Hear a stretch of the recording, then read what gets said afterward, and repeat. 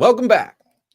We're back again. Hey, welcome back to another episode of Carvers and Creators, a weekly demonstration and discussion with sculptors, carvers, and multi-talented artists from around the world. If you're a fan of the show and you like what we do, give us a like and a follow in the comments. Let us know in the comments where you're watching from. We just love that. It's fantastic. Why not? Why not? You know, just let everybody know where you are. Let us know if you're going to be home, if you're on vacation, whatever the deal is. Yeah. Give us your credit card numbers, all that stuff. Social, anything works now. It doesn't take much. You guys are very trustworthy with all of that information. Yeah, we keep everything private. It's nothing will ever get out there. Yeah, make sure you get the pin. You can just send us a pin directly. So yeah, just hold your debit card up and take a screenshot. That's probably the safest way. Both sides. Well, we're back. So let's meet our artists tonight. Starting off with my fellow pumpkineer. I guess that's a new term. He's an artist and sculptor from Tucson, Arizona. It's my good buddy, Mr. Matt Harper. Hey, Matt. Howdy. Welcome. Thursday. It's Thursday again. Yes, Thursday. My name is Paul Dever. I'm an artist and sculptor from Boston, Massachusetts. Our guest tonight. Oh, boy, this is a lot. Special effects makeup artist, owner of Mouth Effects, actor, stuntman, wood sculptor, and photographer. Whew, that's a lot. You got a lot of stuff, man. Not that good at any of it, so don't worry. Yeah, right. We're about to go back completely. Oh, yeah. Tonight, we're hanging with Mr. Dan Gilbert. What's up, guys? Thank you so much for having me. This is really cool. Oh, it's an honor. This is so fun. This is going to be great. You got so much stuff. And my favorite part was that he just kind of threw in there, because he doesn't do enough stuff, is he's also a wood carver. Like, he's a carver, not just a sculptor. He does subtraction and addition. Want to have some street cred with you guys. I'm such a fan of what you guys do. It's inspiring. I'm gonna go pick up some butternuts and I pick your brains on what tools to use, because there's something, I don't know, that's always been extremely special to me about carving pumpkins and gourds, and it's don't mind the crazy noises outside. If it's not gunshots, it's Los Angeles. That's probably for the first time. Yeah, but I'm such a fan of pumpkin carving. And when I saw like professional carvers working in that medium, it absolutely blew my mind. I've always wanted to do it, and I carve jack-o'-lanterns out of wood, but I've never carved them. We got pictures of them. We're gonna look at them. Oh, cool. Yeah. So thank you so much, guys. This is really an honor for me. No, thank you. The honor's all ours. Well, so what we do on the show, you've maybe seen a couple here and there, is we're gonna get into it with our carving challenge, and it's basically going to be the Dan hour. But what we're going to do is we're going to look back at last week's challenge, which was, well, it wasn't last week. It was actually a couple weeks ago. Life's been busy. We're crazy busy. The pumpkin life is just, it's not for everybody. So, real life. Real life, yes. But I also want to say our last guest, John Fuller, had a little moment there, and he's doing great. So, John, that was very good news to hear that you're doing great. The wheel, I feel we need a disclaimer for, because it obviously stresses people out and it can cause problems. I'm just saying. Well, yeah, I can't say that John had his massive heart attack because of the wheel, but we got to put the disclaimer, may cause massive heart attack. But you can't say it wasn't. But he's doing great. So is he doing good? Okay. He's doing, yeah, he's doing great. And it was funny because he wanted us to put on the board vampire, which it ended up hitting, because he really wanted to sculpt a vampire mask. And then when he got home, he couldn't remember, because of everything that happened, what the challenge was. So I had to remind him, that was your choice, the vampire. We didn't want to do the vampire. It landed on tipsy vampire. So that's what we had to do. Yeah, here, let's look at Paul's, by the way. This is that's Paul's so good. Amazing submission. He's tipsy, I guess, right? Dude, I love it. Yeah. Like belligerent, maybe. Yeah, like he's gonna drink his own tongue blood. Yeah, exactly. He's gonna bite his tongue and drink his own blood. I love it. He's allergic to whatever type it was. What I love about this, Paul, I mean, I'm a huge fan of Paul's art, Dan, and I'll gush every now and then on stuff I really like. But the one I like about this the most is that the subtle thing you did to make him have hair by using the top of the squash was cool as hell. Yeah. The widow Carvers is amazing, but I just like that. I'm like, damn it, that's cool. Just like you can tell he's a vampire immediately because of the ears and the teeth, but that like extra little thing made it awesome. Thanks, pal. Yeah. Happy The widow's accident. peak really works. Yeah, the widow's peak was kind of sitting there when I was doing it because I was initially going to go Nosferatu style just because you don't need hair. And then I was like, look at the way I kind of picked at it. Yeah. So I just kind of shaped it just a little bit more. Yeah. I love that. Thank you. Thank you very much. Love it. And I had one last squash left. It was a big Hubbard, That's so green cool. Hubbard. And so I kind of carved it out thinking I was going to make him have like a hood around him, like kind of thing. Like, yeah, you did that way. And then the chin played off really nicely because I could carve out underneath the outside and make it look like his chin was extending beyond it. So fun one. I really love the green too. It's like it just really adds. Obviously it gives you like an idea of the depth into the gourd itself, but it really adds such a cool organic element to it. Did you guys ever like use any kind of I bet you could paint these pumpkins with mouth effects. I bet you could paint them. Yeah. There's only one way to find out. Yeah, I got to try airbrush some mouth effects into a. So the big thing for us was like it's a wet surface, right? And then it starts to dehydrate. Well, from where in Arizona it's dehydrating as you go. So we use like a spray bottle to keep it, somewhat moist as you're carving. Otherwise, it'll pull away. But do you? Just water? Does it work on? Yeah, just water. Does that work on a kind of a wetter surface like that? Definitely, it's all water based. So they're all basically water. They're all water based human grade pigments, right? That are flavored. So you can, you can basically mix it with anything that's primarily water based. So yes, definitely.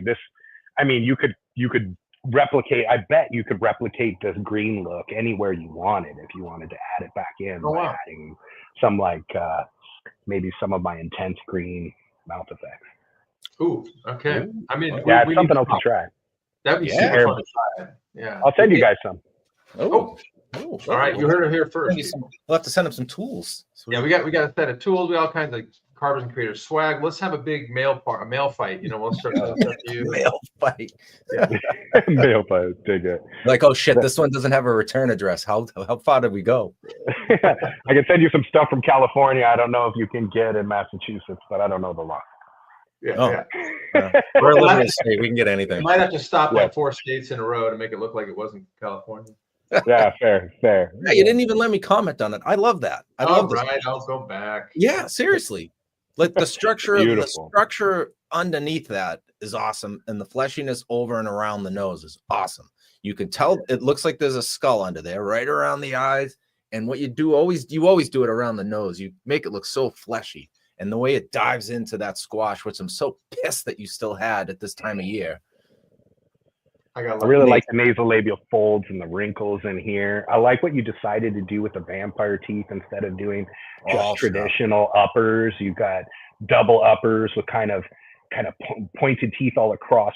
I always like interlocking vampire things, either double uppers with a single lower or two. Yeah, I like the look. And it gives me Moria Orc a little bit too. It gives me a little bit of Moria Orc.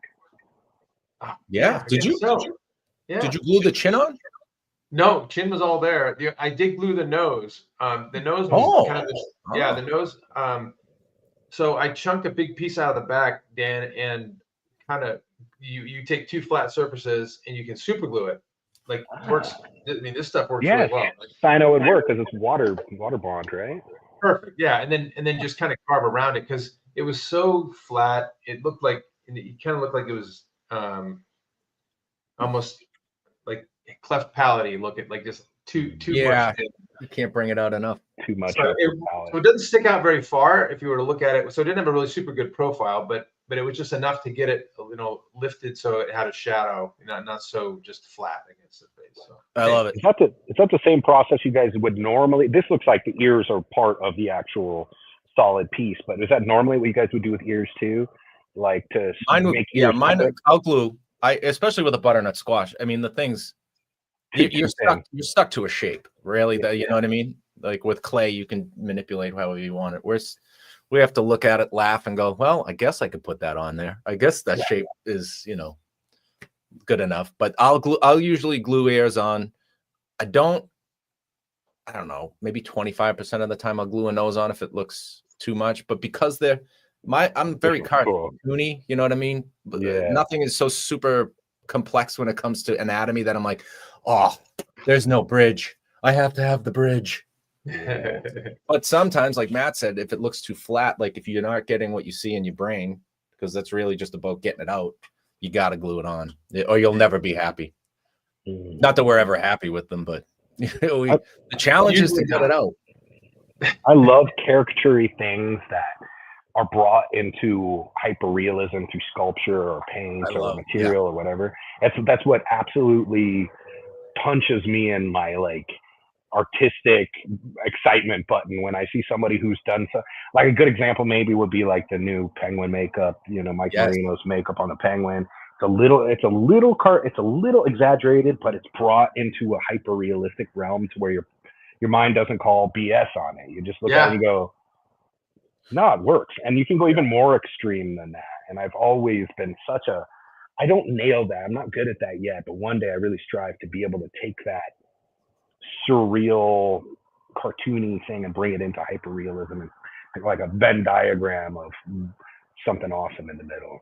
It's such a fine line. You can't, nobody, you could point that out and say, that's Colin Farrell. And they'll be like, no, that's not Colin Farrell. I know. Right. It's we'll get to your stuff. In fact, I know we got a couple of little tip things we got to do before we get to your stuff, but you'll see there's some stuff that blurs a line for me, and I'll show it to you because I got some little, you gave us a ton of great pictures.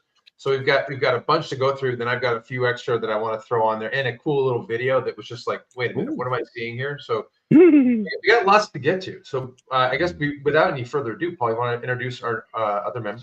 The third member of Carvers and Creators responsible for our carving challenge tonight. It is the wheel, the center spinner, as some might call it, and we're going to take a look at it right now. Why not? I mean, it's we're all here, right? So let's go for a ride. Let's go on this journey together. There you go, man. On you then, Paul. There you go, buddy. All right. Dan, wheel, Dan. Oh, cool. Okay, so we're going to spin this wheel twice. The first time will be the subject to which we have to try and carve. Second spin will be the emotion or attribute to apply to the first. Our choices tonight, and if it lands on it, we will do a respin of vampire. Then there's guest choice, so have one ready. We have beast, troll, yeti, ghoul, baby, zombie, pirate, or skull. Second spin will be smug, jolly, guest choice once again, robust, sour, sleepy, what does that say? Chipper, scared, surprised, or tipsy. Yeah, we run out of words. I have to go through to a thesaurus half the time. All right. Cool. Ready? Here we go. Let's do it.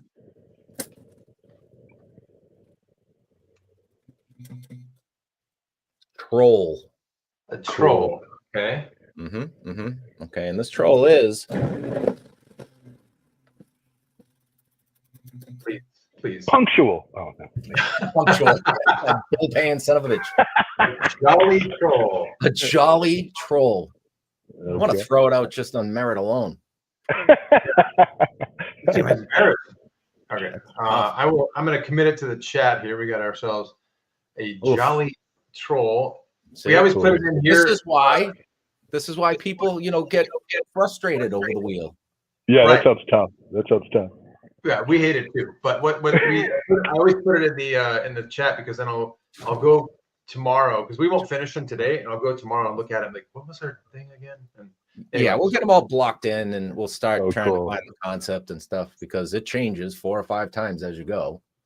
It always does, because the nice thing about this medium too, if you get too specific, like one time we had to do a golem, I think with Gino at one point. We did that specific. We did golem specific for Gino. It was like one of the few times we actually a character.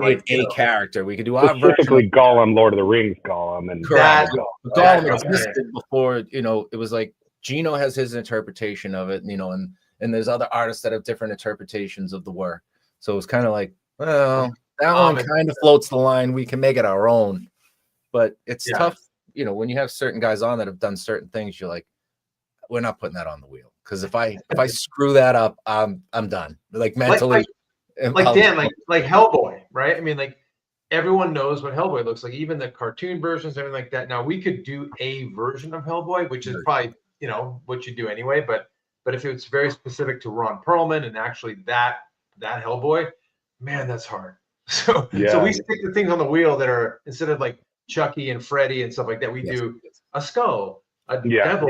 It's like. I was gonna say ghost. We did ghost once. Did you? Ghosts are tough, right? Just sheet ghost. Yeah. Oh, I did the most cartoony floating specter that I could possibly do. Cool. Yeah. Always. Oh, God, yeah. I've always been fascinated by people that can carve marble and wood and everything to look like draped fabric. Oh my God.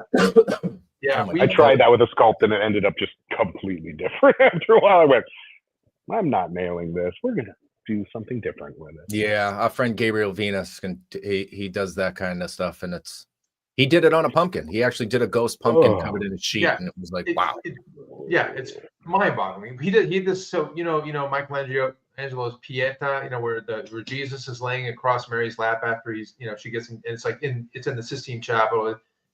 It's like one of the most, and there's drapery around him. Well, he did one burial shroud, right? Right, but he did one of, oh my God, you got to go check it out. But he did one of a like hominid or like simians, ape woman holding her ape son, but they're completely and totally. You can see his hand coming out and her foot coming out. Everything else is draped, but you can tell what it is. And I swear to God, it's like this thing that just like, wait a minute, how is a person? Cool. It made me want to stop being an artist. That's how good. That's when you're like, fuck, I quit. There's a whole lot of people that have been on your show that make me feel like that all the time. Oh my God, every Friday morning I'm depressed beyond belief. I'm so excited to have talked to them, but I'm like, I can't do this. Yeah, I'm gonna hang up. I'm gonna hang it up after this show. Yeah, I work with Dan Crawley sometimes. When I can hire him, I do, and I'm just like, man, why are you good at everything? Like you're good at everything. Oh my God, yeah, he's a jack of all trades. And he's jacked. So he's pretty in shape, and he was like a CrossFit dude. Like CrossFit gym owner. Jeez, it's distracting. You're doing makeup next to him, and he's wearing like a black tight shirt, and his back muscles are popping out, and you're just like, all right, cool. Time out. Simmer down now. We've been to Monsterpalooza. I've seen you before. You're a scary human being. You're a big guy. I'm large, yeah. He doesn't miss the gym either. This guy. No. He doesn't get the role as like, the brother-in-law. He gets the mercenary. Yeah. That's the scary biker, murderer, meth cook, skinhead, meth cook, biker. You get biker right militia guy. Yeah. You know what? Dan's not getting that role. Yeah, Dan Crowley. Not Dan Crowley. No, he's Dan definitely Gilbert, not. Maybe. Yeah, he's not an actor. That's something he's not good at. He's not good at BS at all. That guy just he wears exactly what he thinks right out on the open. He's so good. Gotta love it. Love that guy. Yes. Cheers. And cheers, I mean, everybody you guys have on, Masters and Gino and everybody like that. I'm like, oh man, it's cool to even be on this show with you guys. Oh, stop thank you. It's a pleasure to have all you guys on. It's just an honor. It's so much fun. And everybody's so cool. That's our favorite part. Everybody we have on was like, could they have been a nicer person? That was the coolest thing. I know. Artists are pretty cool when we're not fighting each other for work, right? See, I'm glad. Yep. See, Matt, I'm glad we stay above the fray. We stay in the pumpkin world, and there's no fray. At least today. Skating our lane, as they say. Yeah. Maybe I need to stick a foot in the pumpkin world. That just sounds cooler than just about anything I can imagine. I mean, I have big jack-o'-lanterns and stuff. Oh, yeah. I got to zoom in on that. Hang on a second. So we got the pumpkin art overflowing. Oh, look at that shit. Okay. The whole shoulder. Yeah. I got all sorts of Halloween stuff, skulls and bats. Oh, fuck yeah. Okay, all right. He's already in. All he has to do is pick up the tools. I'm sure you'll be amazing at it.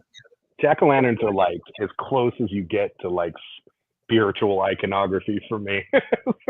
Well, we got this to look at. There you go. This is one of your we got to do our toast, but I had to jump to this because I love this shit. Because not only is he incredible wood carver, but he's thinking of pumpkins too. That's just we'll get back. Dan, that's a pretty big cool thing that Matt just did there. You just fried his brain.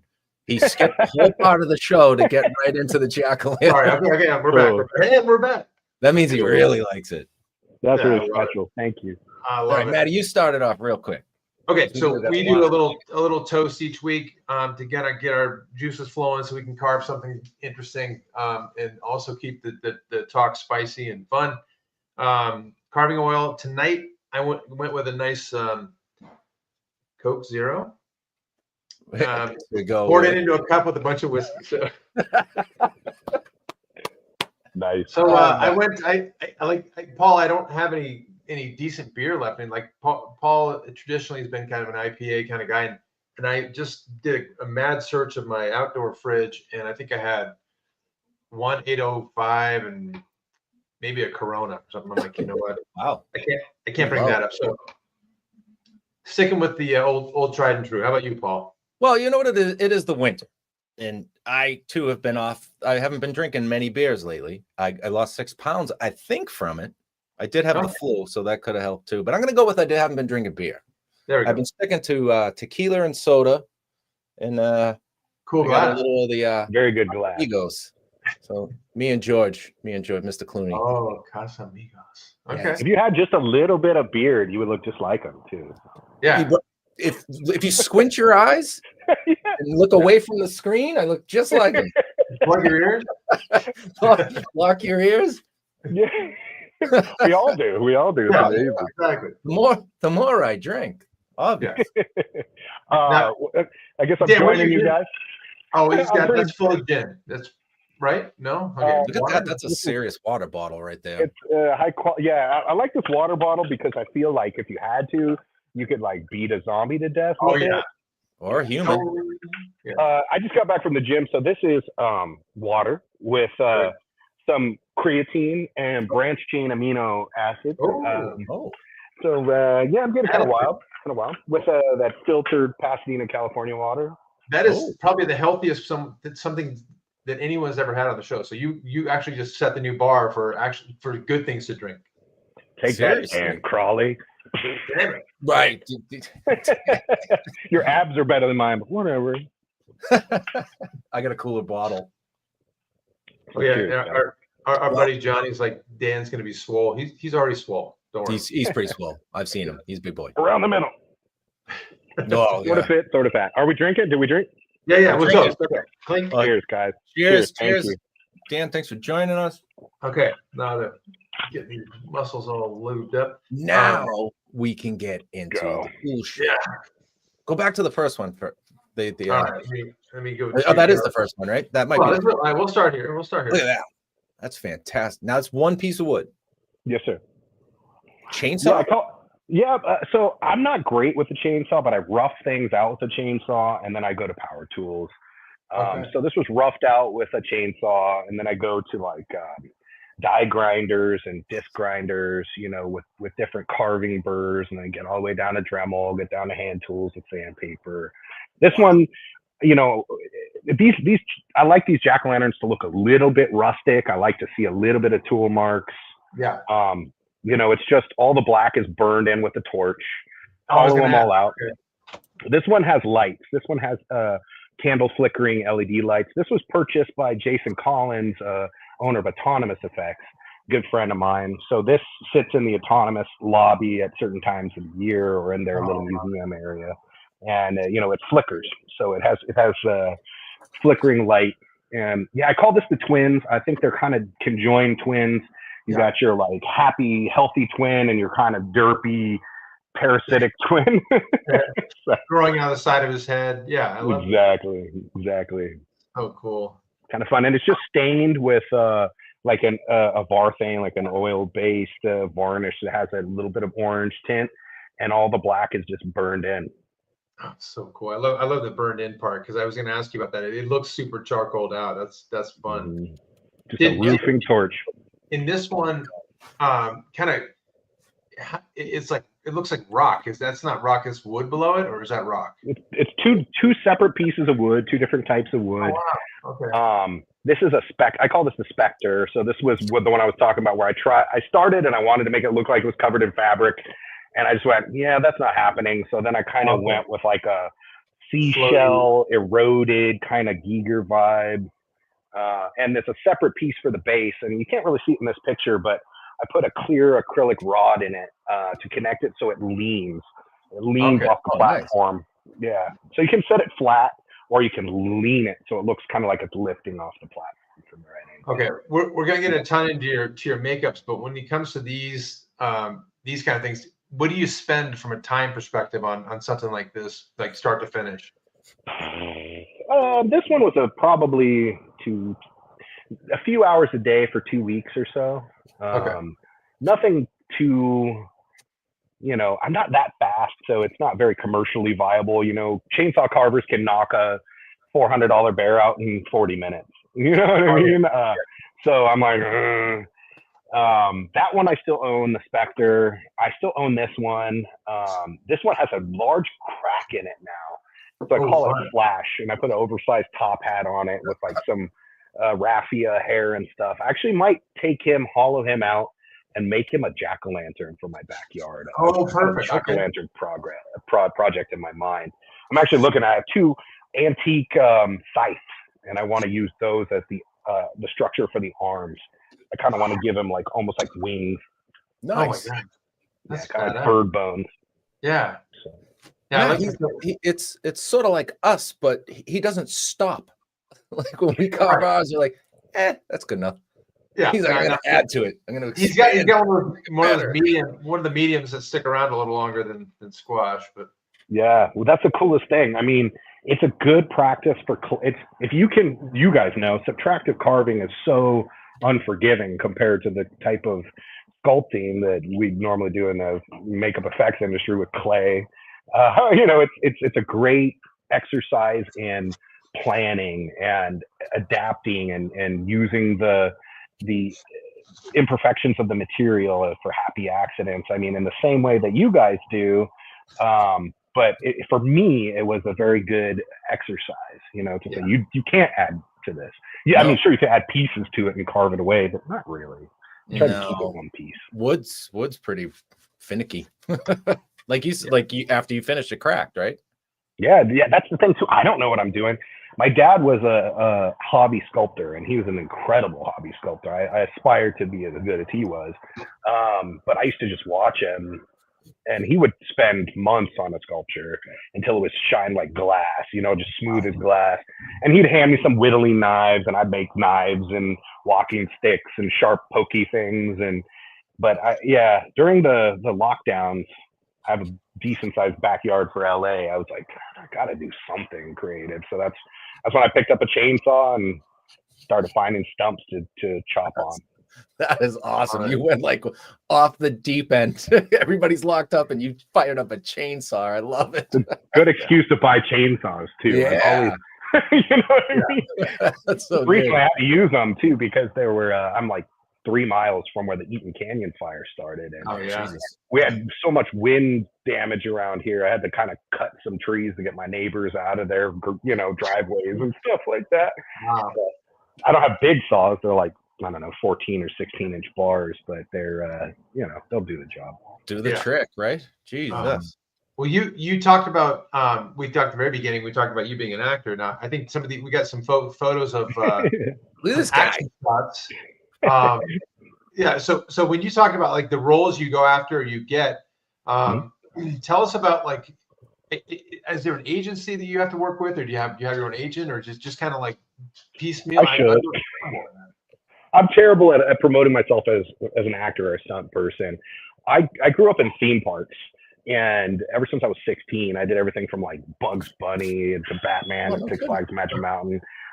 So I kind of grew up performing, and then I kind of evolved to Universal Studios Hollywood, and I was everything there from a puppeteer and voice guy for a donkey puppet from Shrek, and Stillwater, New York Cop from the 40s, Beetlejuice for 10 years.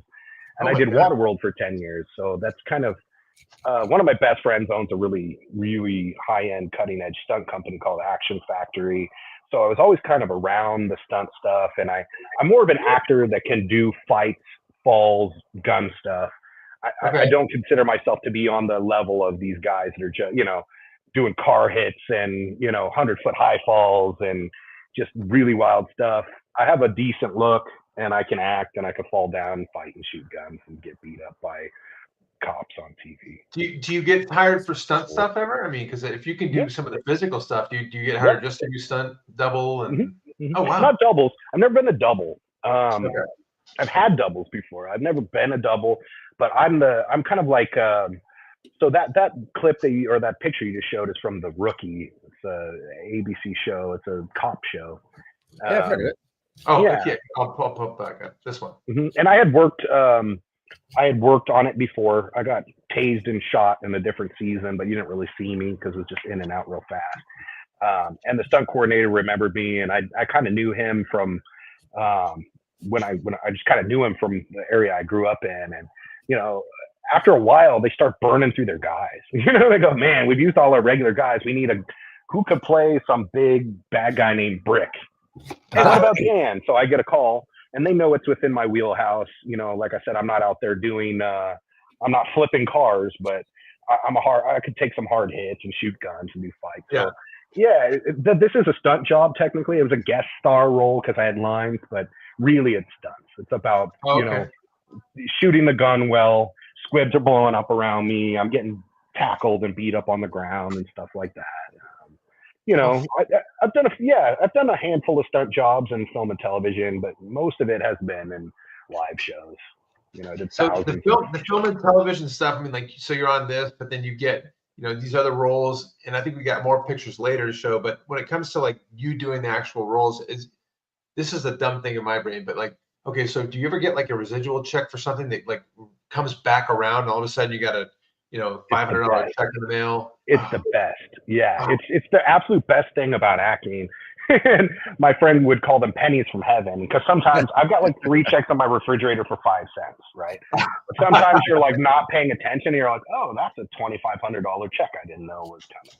Yeah, so you basically get paid a percentage every time it airs, and depending on the market, you know, you get paid originally. It's just passive income. It's the best thing ever. Whenever I did one episode of Bosch, I was puppeteering a baby for Vincent Van Dyke effects, a premature baby, and I show up and they go, oh yeah, sorry, this is only gonna be used for 3 episodes. It was gonna be used for 4. I'm like, oh. So I get paid for 3 episodes, and I'm over here one day puppeteering this baby, and then later you're getting paid again, and then you're getting paid again, and then you're getting paid. It gets littler, you know. Some of these things are cute. You're like, oh, I got paid for, you know, 5 cents, 25 cents, but you know, yeah, it's so cool when you're not expecting it, and all of a sudden a check comes. You know, most of them are small, but they're guys that's how they exist. You know, they work for 10, 15 years, do a lot of shows. They're just living off of the residuals. Well, I want to do that. That's what I should have done. That's what I should have done.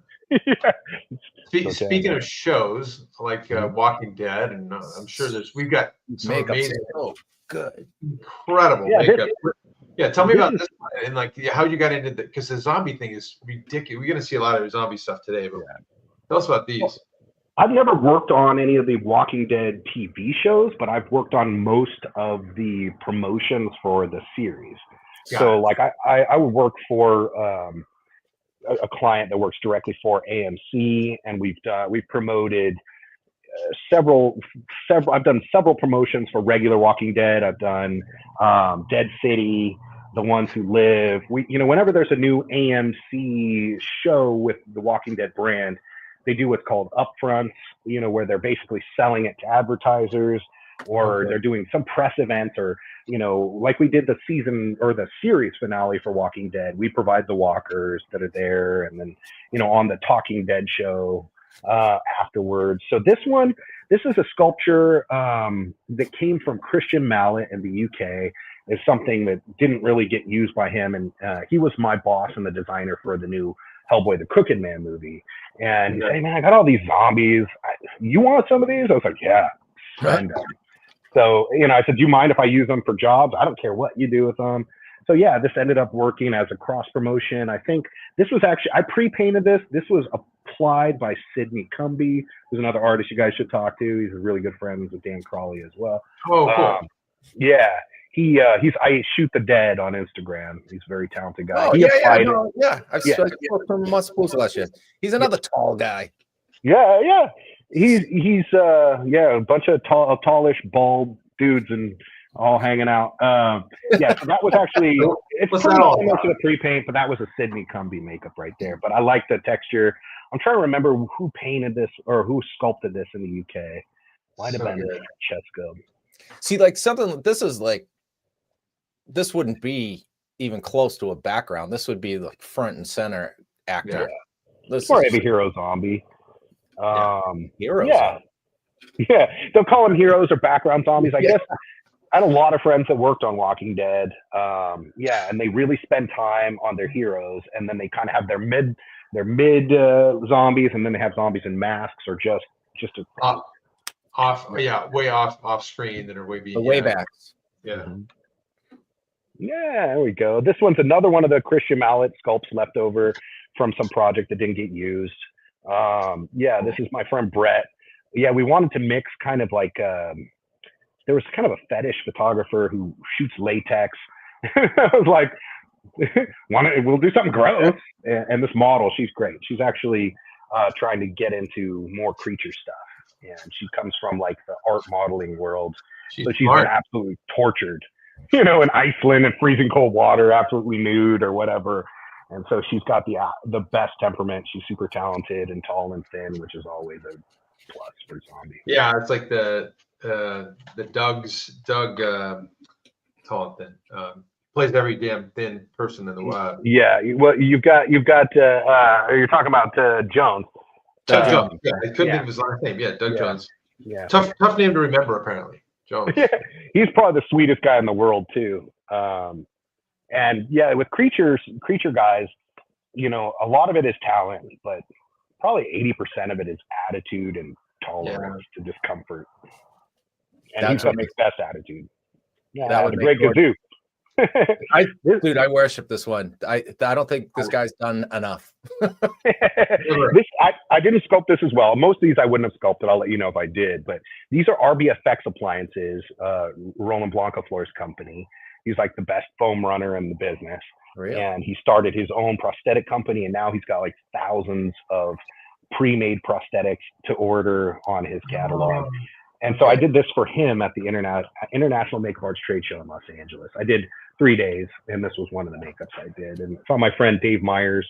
He's a little person. He's probably, I don't know, I think he's under 4 foot. Okay. Accurate. He He makes a great kazoo. Yeah, I mean, I grew up with the Flintstones and Jetsons, and yeah. It was kind of the moment they jumped the shark when this guy would show up, but still, it was like a cool ass character. The Great Kazoo. Yeah, it's a real punk, right? Yeah. He's awesome. So this is Grandpa Earl. This is Dean Wilson. He's one of the best supercross, motocross racers in the world. This is actually from the Grandpa Earl 2 video on YouTube. The first Grandpa Earl video went super viral. It's got like 30 million views or something. Dean is younger than me. He's in his 30s, and he rides for Team Honda. And about 6 years ago, he wanted to be made into an old man to go prank his friends and other professional racers. And we went to a racetrack, and he's in full disguise, full character. And he just punks these, he comes on this bike that looks all goony, and he's acting all dangerous, and he walks around with his grandson, and he's just talking shit to these guys, and he just rips on them. And people at the track are like, who is this asshole that's trying to race these, like Axel Hodges and other like really high-end supercross racers. So we got to do it again, and this time we got to go out to Florida because he's bi-coastal. We got to go out to Florida and prank a bunch of people again. So those are RBFX appliances as well. Oh, cool. Now, does this take a lot of time to put on? Because I know that anytime I've seen like the prank videos where it's somebody old or somebody like the basketball ones and stuff like that, you have to pull it off to the point where if his friends knew he was really there, so I'm assuming it takes quite a while to get that just right. It's tough. I've done a lot of these old age pranks. It started out I did one that went massively viral. It's called Old Man Strength, and it's at Muscle Beach, where we turned this CrossFit champion, Kenneth Leverich. Yeah. Turn him into old man, and he goes and smokes everybody. So I did that one too, and that one's got I don't even know. I think just on their Facebook they have like 200 million views. Oh, Wow. good Lord. Is that the one where you did Dan Crowley in the makeup and you went and crossed Right? everybody? Dan Crawley knows Ken Leverage too, the guy I put into him, because they were really well connected in the CrossFit world. But He's not a big dude either, huh? He looked no. like a big guy. No, Just Ken strong. was 20, maybe 27, 28. He's a firefighter paramedic now in Orange County. He's a really good guy. But yeah, he insanely strong, probably walking around 185. And his first lift was 315. And he, people think he's going to deadlift it, and they're like, whoa, he's going to hurt himself. And he snatches, presses it. I'm like, Goes right up. he blew his rib out actually on the first lift, but he was like a trained power lifter. So he was able to just keep going because there's no stopping. I'm in a tent, and like we're on literally a Muscle Beach, like 100 degrees outside. And I'm like, I don't know if this is going to work, but it worked. There's only one plant, and that was this guy that challenges him to a lift off. Everyone else was just. Just watching. Oh my God. Wow, that's awesome. I did not I know like that. good-natured pranks. Yeah. I like that. Yeah. Well, we talked for just a hot minute about Hellboy. Mm-hmm. So tell us about this, because I know you worked with Ron Perlman before, but this isn't Ron Perlman. I never worked with Ron. Well, I'd met Ron before. I was sort of his bodyguard handler at Monster Palooza once. For PPI, but I never got to work with Ron. This is Jack Kesey. This is the new Hellboy. This movie most people haven't seen yet because it's not streaming anywhere, and it didn't. It was a very small movie. I think it was under $10 million budget, and we shot it in Bulgaria. The makeup designer is Christian Mallet, and he's a phenomenal UK artist and a friend of mine, and I do a lot of devils. So I don't know. He called me up, and I've done other films in Bulgaria, which can be tricky if you're not used to working in that system. And he's called me up. Hey, you want to go to Bulgaria and do Hellboy for me? And I was like, yeah. So I think Christian. First of all, what's crazy is Christian built this whole movie at his studio in 3 weeks. So he's everything.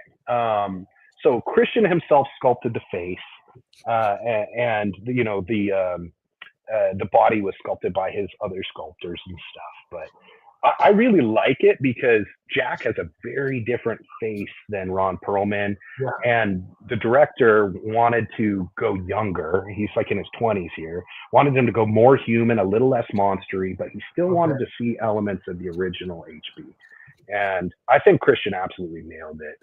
You guys have to check out the movie and let me know what you think. Seriously. I'll check it out. And just to clarify, Ron Perlman has a different face from every human on the planet. Yeah, he's more. You could spot that guy from space. He's very individual. Yeah, he's got that upper palate like you guys were sculpting in your drunk vampires. He's got a really huge upper lip. He was the beast. He was the beast. In the adaptation. And the beauty. Yeah, you're right. Yeah, he has. It looks like maybe a elongated Will Ferrell. Like I was kind of like. He's a funhouse mirror Will Ferrell. That's it. Yeah, I think he's actually got like one of those conditions that are similar to gigantism. Oh wow! Really? Yeah, which it has that really. The top of his head is kind of a normal size, but down here it's like. Exaggerated, hyper masculine. That guy is the epitome of masculinity. When he talks, he's just cooler than shit, and he's just got that. I said, "Hi, Mr. Perlman. I'll be handling you and keeping you secure, or whatever." He goes, "Do I need that?" Oh my god! Probably not. But I'm really here just to be the asshole, so you don't have to be. Great. Fantastic. I'm like, there's also 2,000 nerds. You know what Ron Perlman's never heard? You have a weak jaw. Yeah. If only you had a jaw. Yeah, it just can't work with you. You don't have a gin. Speaking of jaws, there's a nice busting out one. Yeah, we just did this last week. Oh my gosh. Yeah, this is yet another Christian Mallet sculpture. Piece. You and Christian Mallet, you should get it. You should move over to the UK at this point. At one point, I think a long time ago, he kind of floated out there, like, hey, you should come out here. I thought about it, but at the time, you know, I'm a dog guy, and I had a pit bull at the time, and pit bulls are banned in the UK, and I was going to breed my dog, and yeah, Staffordshire Bull Terriers are legal, but American Pit Bull Terriers and American Staffordshires and most of the other pit bull breeds are banned. Oh wow! But is there a big difference between a Staffordshire and an American Pit Bull? Just height, right? Yeah, I mean, my dog is half Staffordshire at least. Their vibe is a little different. The American Pit Bull Terrier of the American Staffordshire Bull Terrier and American Pit Bull Terrier, I'd say the American Pit Bull Terrier is the most high energy, the most athletic. They tend to have more almond-shaped eyes. They tend to be, you know, they could jump 6 feet in the air. An American Staffordshire is heavier bodied, more square head. That was like my last dog. I'm like, this is more like a Staffordshire Bull Terrier. This is more like an Amstaff. And then, American Pit Bull Terriers, are more what you're used to seeing on television and stuff. Got it. Okay. He might know more about Bull Terriers than Bourbon. Yeah, definitely. I don't know. We having a pre-show chat about Bourbon, and I'm a fan, but I'm like, shit, you know every brand. Wait a minute, and that one, I don't even know that one. Just he's Bluetooth. Just write it down. I can't remember things if I'm not interested in them very easily without like effort. But if I'm into it, it's just yes, sir. I'm really into whiskey. I believe a lot of creatives are like that. Yeah. You only have so much bandwidth, and you got to save it for the important things. That's right. I wanted to show one picture. I'm going to keep it on here for 1 second. But I did sculpt that one though. You did? Awesome. Yeah. Holy crap! I love it. Yeah. Did you do this one too? Yes, sir. And that's on me. I applied that on myself too. That's on you. Holy crap! When I saw that, it took me back. I went 2 or 3 times back and forth with the skin and the metal and like everything. It's just goopy and like it just looks so cool. I absolutely. I can't believe that's you. That's amazing. That's the hardest makeup I've ever done, probably, because it was 11 overlapping pieces of silicone and prostate transfers that I had to stick on myself. I might have cheated. I think this one was probably from when I did it in London, and I think Duncan Jarman maybe stuck down the back of my head, but I did everything else. God, What's that? Was any of it pre-painted? No, no. That's painted in America. For set, I pre-paint things just for time. But when I'm doing them, this was for a makeup trade show. And when I'm doing that, I'm working for the companies that make the paint and make the glue. And it's, I've always sort of felt it more valuable to do the paint job in front of people than to just do a really nice glue job and just painting it, the edges. So this one was the whole skull structure is gray silicone, tinted gray, and the rest was very translucent fleshed silicone because I really wanted. It doesn't work that great in some pictures, but I really wanted to see the metal through the flesh. Yeah.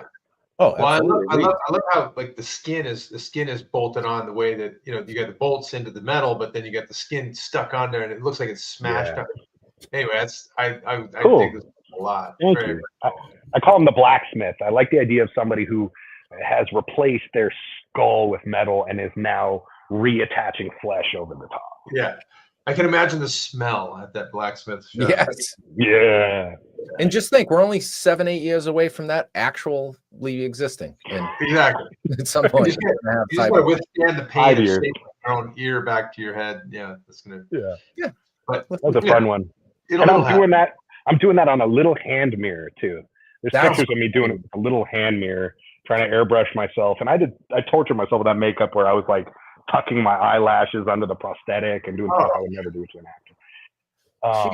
I love this one too. I cut a few out, and I'm just kind of overlapping another picture, but I love this one as well because it just looks. Is that you under there? That's actually my friend Sydney. I Shoot the Dead on Instagram. That's Sydney Cumby. And that's this creepy kind of industrial, I don't know what, a power plant or something by the 110 freeway in Pasadena. He was called Pumpkin the Clown. And that's just mix and match pieces from RBFX, and I built the costume and just sort of, I was a professional evil clown for 15 years. So evil clowns kind of have a special spot in my heart. Oh, I love it. As they should. Yeah. One last one I wanted to share, only because my kids were a huge fan, and I think we have another picture of this coming up. But this, to me, when I saw it, I'm like instantly there. So how was that fun to make? Because it looks like. Oh, guys, that's really Ernesto de la Cruz. I definitely didn't have anything to do with that. That is Ernesto de la Cruz, the real guy, according to Disneyland, and I will never say otherwise publicly. Pretty cool makeup, though. I mean, if it was a makeup, but that's just Ernesto de la Cruz. That's Ernesto. There we go. Okay, well, so nobody touched him because you went back into the underworld to find him, and there he is. I mean, that's just a big fan of Ernesto. Magical. All right. Well, let's do this. It's hard to deep dive on somebody's Instagram when they post other people's work. Yeah, you work for Disney. You don't talk about what you do. Oh no, that's Ernesto. That's beautiful. I mean, that's the guy. We're not even allowed to say Disney, are we? Diz what? We'll get kicked off. Yeah, right. We'll get kicked off. The Grinch. That's an RBFX piece. This was for the Dream Center in Los Angeles, which is a really cool nonprofit church. You might have heard them on the news because they were just dealing with tons of evacuees and donations. Yeah. And they house like 200 plus homeless families in Los Angeles, give them job training, drug counseling, therapy, spiritual guidance, whatever it takes to get these guys, off the streets. Right. Really cool. And for several years, I did some Grinches for them to walk around, for all these, neighborhood kids and people who normally don't get to go to Universal Studios. Oh, that's awesome, man. Yeah, that's really cool. Now, how long does a makeup like that take? The Grinch, it depends. If I pre-paint it, I could put it on in like 45 minutes. Rarely do I pre-paint it. So usually about an hour and a half. Okay. That's fast. That's so cool. He's not rocket science. Thanks to Rick Baker for designing something. Get the appliances right. Oh, I'm going to pass that one. Okay. It's just Ernesto de la Cruz. Yeah. So that's Sydney and I. This one was for, I believe this was the series finale of The Walking Dead. And we did all their live, the stuff that was happening live. We also did all the commercials with the zombies for that too, for like Ryan Reynolds' production company. Oh, wow. Yeah. So these are all fun. These, I believe, are all RBFX prosthetics. And these zombies are awesome. These are our core 4 zombies that we do most of our Walking Dead promotions with on the East Coast and the West Coast.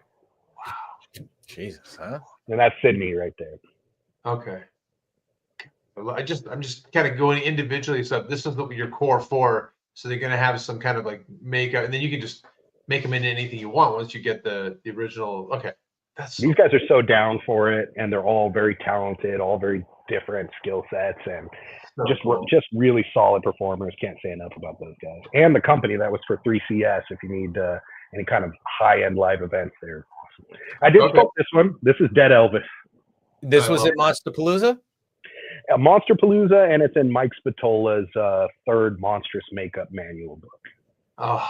Was this the guy that was on stage when Todd Masters was being honored? At the after party, it was Dead Elvis. 22. Oh, yeah.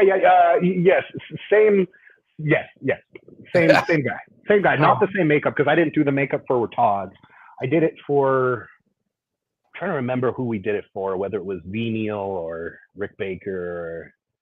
Dead Elvis hosted some of those too. Oh, wow. It was hilarious. The guy was outstanding in all that makeup. It was just. Yeah, he was great. He was the perfect Elvis, if I remember right. Dead Elvis is cool, but if you want to see something cooler, check out Monty Revolta. And it's this Monty Revolta. That's Dead Elvis is Monty Revolta in disguise. So check out Monty. He's the headlining performer at the Haunted Hayride in Los Angeles. Oh, no way. Okay. We got a few more makeups on one. Oh yeah, he's creepy as hell. Yeah. So, yeah, it's a Guerrilla Warrior. We did that with Ian Von Cromer. That's RBFX Appliances as well. It was kind of our take on what Planet of the Apes could have looked like if we brought him into a more tactical kind of look rather than kind of like the more medieval armor. We went a little bit more modern with him. Yeah. We wanted to do a vitiligo gorilla.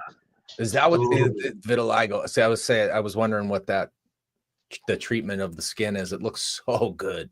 Yeah. Yeah, my mentor Scott Ramp did a vitiligo chimpanzee that was straight out of Planet of the Apes, but with vitiligo, and I thought that was so cool. And I was like, man, I think that would look even cooler with a gorilla because gorillas have such dark skin. Oh yeah. So I was stuck in my mind, and that's how we did it. So good. You nailed it. That's unbelievable. Yeah. Hey, is that Mr. Gordon Tarpley? It is Gordon Tarpley. I love Gordon. Yeah, and this was for E3. That was Sydney's job, and we stacked some prosthetics on top of each other. Did some no eye prosthetics along with the no jaw prosthetic, and kind of layered it together. On Mr. Gordon, we're doing a makeup on Gordon on Saturday too. Hey, make sure you tell him we said hello. Yeah, we love that guy. Another multi-talent. Oh, good Lord! Yeah, I every time I see what he posts, he posts the funniest shit in the world too. But like his ability to do he'll be quasi in the makeup, and then he'll be just himself, and it's the funniest shit you ever see. It's like he'll be in a full alien attitude. Oh, how you doing? How's it going? He is the nicest person. An amazing fabricator too. Yes. Oh my God. C3PO suit is insane. Right. Incredible. You get to hang out with the coolest people. You guys are all the coolest people. I know. They are really cool. I'm blown away, honestly, by the, just the fact that someone like Rick Baker or Greg Canham even knows my name. That is the coolest thing. It's so crazy. Yeah. Amazing. Well, it's well deserved. I mean, look at your work; it speaks for itself. I mean, you're clearly in that world. You're in the club, man. Look, there he is again. Just screw it. I'll do it myself. We'll do it live. Yeah, we'll do it live. Yeah, actually, that's kind of how I started doing makeup demos. Is I was an actor who was always being a model for other makeup artists at these trade shows, and then one day the owner of PPI, the company that makes most of the makeup products, found out I was actually interested in doing makeup. So he gave me so much free makeup. And then I went home and I would, take prosthetics from the Scream team, my mentor's company, and stick them on myself. And he was really impressed by it. And so I started doing it on myself as demos to make the makeup seem less intimidating because it's high. Oh, cool. Did you ever do that? Because I know Dan's done it at Monsterpalooza. Have you ever done one at Monsterpalooza, like with V and that group? I'm almost every year I do at least one. I've probably done more demos for that company that everybody demos for at Monsterpalooza, PPI. I've done more for them than just about anybody. Some trade shows I've done 3 of them, and I'm the guy that call when they're like, "Hey, whoever, Kevin Haney got a better job. Can you do, or Joel Harlow's booked? Can you do something tomorrow?" And I'll just pull something kind of out of my kit. See, we never even get to, Paul and I, the few times we've been to Monsterpalooza, we sit in our booth sculpting, doing this kind of thing all the time. But every time I walk over there, there's like 3-4 people deep watching that, and it's always fascinating. And then they finish, right? And then then they walk around, and it's like, oh my God, what? How? Anyway, I'm always completely blown away by that. That's where I come from. I come from being the actor to now being the makeup guy, and for a long time, the middle was I did both. This is something I sculpted too. Like I'm here, I'm on a little mirror. I had help from Karen Myers, who's standing behind me. She was weaving actual beard into my beard to make my beard longer. Oh, cool. She's one of the best hair artists in the world ever. So is this cool me, or does that look like she's doing it to Joe Rogan in the back? Is that Joe Rogan? Yeah, it's my face. I'll take that compliment, though. You could be Joe Rogan. That's basically you're Joe Rogan. Yeah. Okay. I've done the Waterworld show a few times for Joe Rogan, and then he's gone on the air and talked about how good the Waterworld show was, and we were like, "Nice, that was me." Yeah. I think his quote was, "It's like a play, but it's good." Awesome. Yeah, so that's Blackbeard. It's my take on Blackbeard, the pirate, and it was I did the teeth. The lenses are from Christina Patterson, but the rest is me. But is this photography-wise? Is this your photography? I mean, no. I know you can't take a picture yourself, but that's crazy good, like photography. Yeah, this one was a really good UK photographer named, I think his name is Simon Frederick. Very, very high-end photographer in the UK that PPI hired to photograph their booth. Boy, you know everybody in the UK. Do you know any of the Beatles? No, I have beetle grubs that are going to grow up into Goliath or Hercules beetles. Sorry, Hercules beetles. You got nice. Those things are. And I awesome. played Beetlejuice for 10 years at Universal. That's cool. Yeah, everything's Beetle now in his house. Just Beatles. Yeah, the Beatles. Yeah, cool. This was for the Orville. It wasn't designed for me. Yeah, this is for the Orville. There was a few episodes in season 2, I think, where K&B stepped away from the show and Autonomous Effects picked it up. And the owner of Autonomous, I work for Autonomous occasionally, and it's one of my favorite shops. And the owner just asked if I would do this creature. And I'm too short for it. It's built for Kerry Jones, who's 6'7", 6'6". Jesus, Matt, and he's so I'm lifting it. It probably weighs 120 pounds.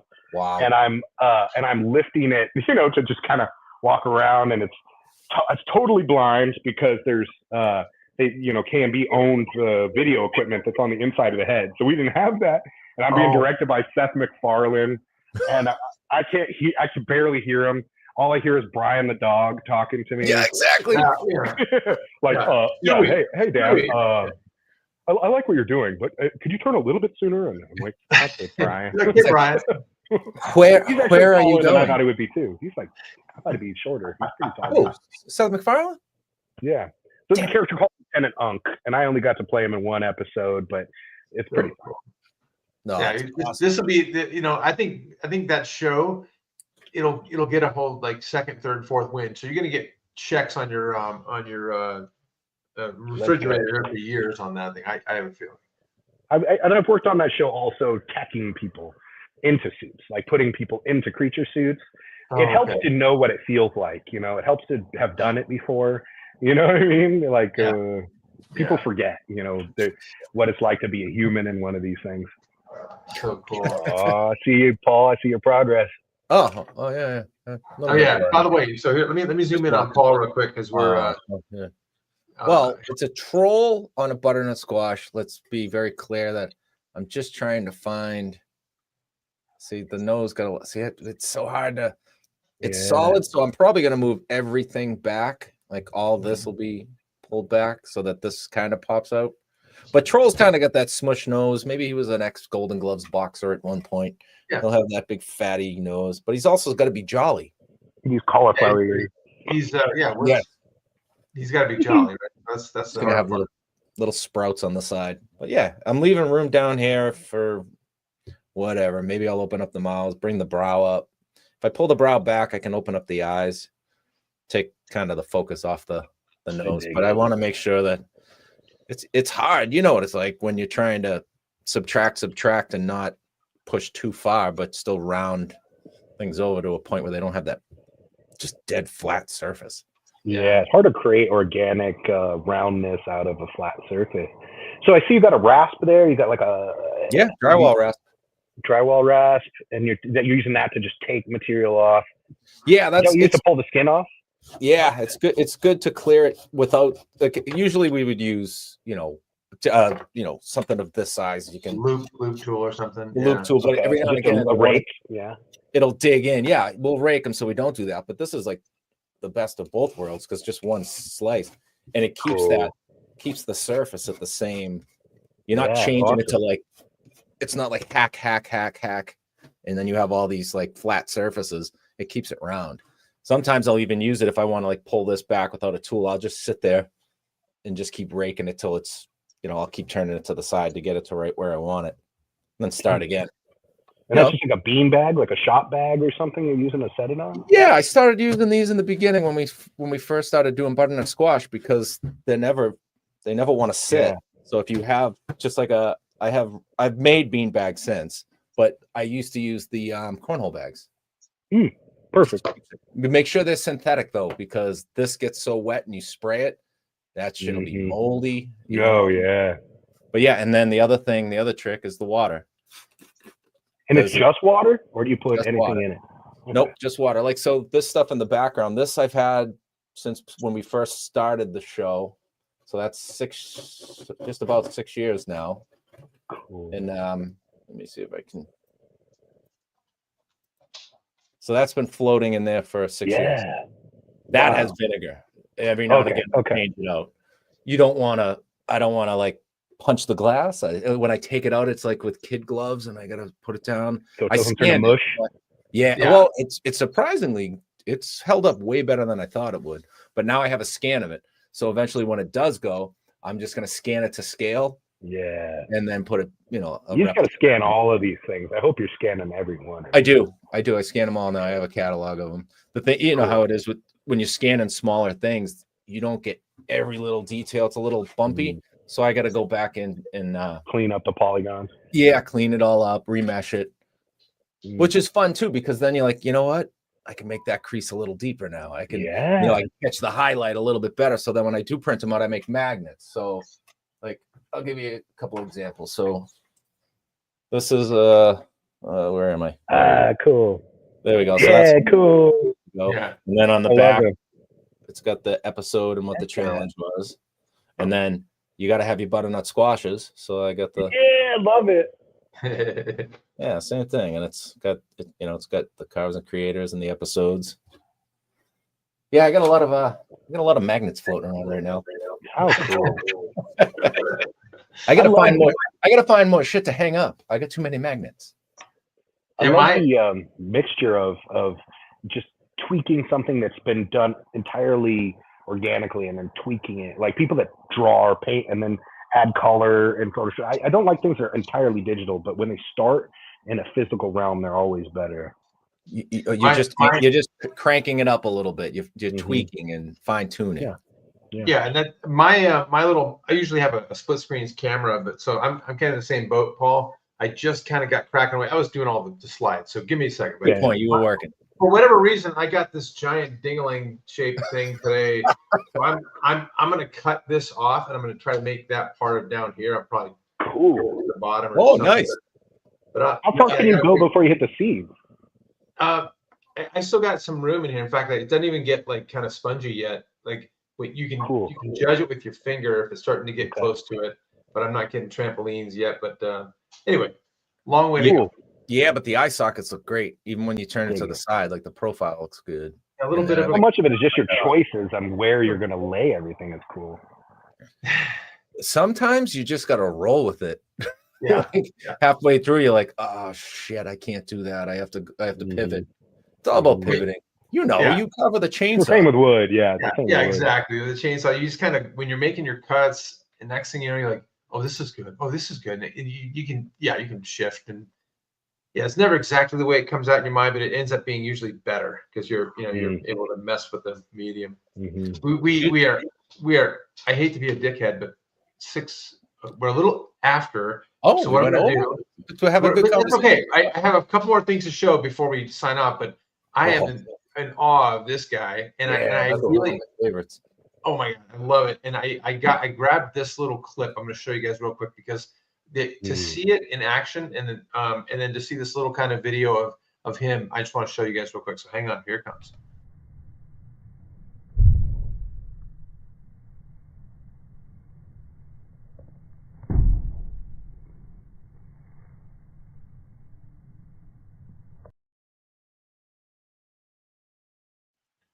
Cool. Dynamite. So awesome. That's like nightmarish. Like that's the kind of stuff that you wake up in the middle of the night going, oh, and it tried to kill me, Cool. Yeah, this was another makeup like that guerrilla warrior that we did. I did this with Ian Von Cromer, who's an insanely talented guy. He was number, I think he got second place on Face Off. I thought he should have won. He's a really phenomenal artist. These are RBFX appliances again, and it's on an actor who's actually very buff, Pat Devine. He's just one of the most tolerant creature suit actors. You pretty much put broken glass in that guy's eye, and he wouldn't complain. He's a bodybuilder from, I think he works for Tesla now. He lives in the Bay Area or whatever, but he did.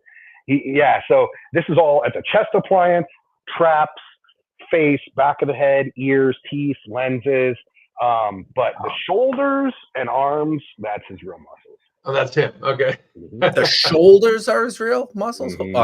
Not his traps. Not the traps. No, not the traps. Yeah. Sweet Jesus. Those traps are a little intense, but Yeah, they are. I mean, he's not far off. The dude is a specimen. So I mean, he's a beast. Doesn't that make it difficult though, as somebody that applies these makeups at this level? Like when somebody's muscly, doesn't that kind of make it tougher? Depends on what you're doing, right? It's always easier to add to somebody than to subtract. Right. You can always make somebody bigger, but you can't. At least without some visual effects, you can't make them smaller. Yeah. So we, sometimes, but in something like this, it worked perfect because on anybody else, we'd have to do a full muscle suit.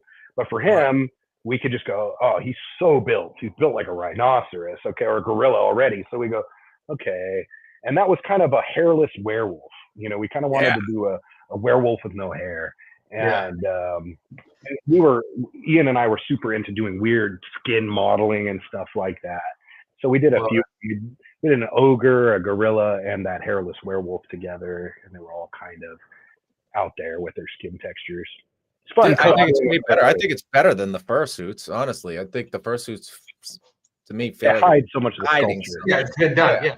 Yeah. Whereas when you see muscle tone, like a hairless bonobo chimpanzee running at me, I'd be way more afraid than a regular chimp. I know. I'm gonna run. They're just perfect. They're just jacked. Yeah. Huge. Yeah. I thought it was fun. It was something different. And we were promoting RBFX, the prosthetics. So we didn't want to just, like the gorilla, we had my friend Katie's punched sparse hair into it, but we didn't want to like make it hairy. It's not a fursuit. Otherwise you're just wearing a You're just wearing fucking fursuit. Yeah. You want to see all that. The hair work is so hard, and I have tons of respect for it. It's another reason why we skip it sometimes, because that makeup maybe took 3 or 4 hours, but the hair work, if we were going to hand lay a ton of hair, or if we're going to punch hair into the whole appliance, it's just so much more work. God, it would have been hours and hours more. Yeah. So we made the right call. Made the right call as usual, Dan. Just made the right call.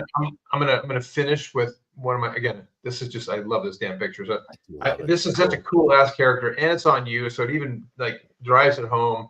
Amazing stuff. We're so glad to have you jump in and join with us. We'd love to have you back, especially when you go and you're terrorizing the produce aisle like we do, and grab a squash, and we'll have you back on and carve with us. Heck yeah. I'm inspired. We'll send you a shit ton of tools. I mean, again, you probably have them all. They're all like just clay carving tools for the most part, with rakes and stuff like that. But still, we'll send you a bunch, and we'll send you some good swag. Man. We'd love to have you back, man. Thank you. That makeup on the left, that's one of my favorites too. That's the Bloody Mary makeup. I did sculpt that one. That was for a video game or an augmented reality game. And that's on Alex Ward. He's another one of the best creature suit actors you're ever going to find. He's the new, what's his name? He's the new bad guy in Salem's Lot. And he's an amazing, he's like built like Doug Jones, and he's a professional actor, went to acting school. He might be a little thinner than Doug. Whoa, impossible. Yeah, I think he's 6'4", 150 pounds. Holy. Whoa. Maybe 145. Wow. Okay, so perfect for that shit. His bones are filled with helium. And he's actually a really good actor too, which is nice. I'm 6'6". I'm 100 pounds more than that. Are you 6'6"? I don't know how. I can't even. If I lost, anyway, I'd be. These people are human armatures. They're human armatures. It's amazing how thin, like Doug Jones and Tarpley. I mean, like those are just like, I know they work out a lot, but that's why they look so like elegant when they're in these makeups, and it's so believable that they're anything other than human, because they can pull it off. That's the goal. It's so the hardest way to do it. So that's in a video game? It's an augmented reality video game for the phone. Like when augmented reality was brand new, this producer, he's the producer. We worked together on Haunting of the Queen Mary. He has this augmented reality company, and it was very cutting edge. So you can look through your iPhone, and scary stuff pops on the screen, and it's kind of like a scavenger hunt, and it's based on the myth of Bloody Mary. And I wanted to do Bloody Mary in a different way. So Bloody Mary with her heels, her boots on, she was probably like 6'8", And this That's huge dress and I love it. crown and the whole thing. So kind of fun. That's So cool. brutal. That's why people have therapists, because Yeah, they see exactly. shit like Right that. there. Well done. Yeah, as if it wasn't traumatic enough when you were a kid. If you had to ever try to play that game, that Bloody God, Mary of game, course. or when Right, but when they're that tall, you might as well be a child.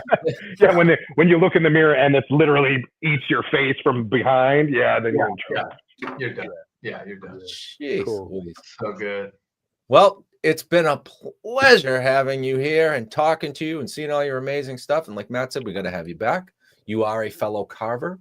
Maybe you'll get so into the pumpkin game that you'll end up on one of the pumpkin competition shows, and then we can be like, Let's that go. guy too. I'm still you got blown bigger away fish by to what you fry. guys do.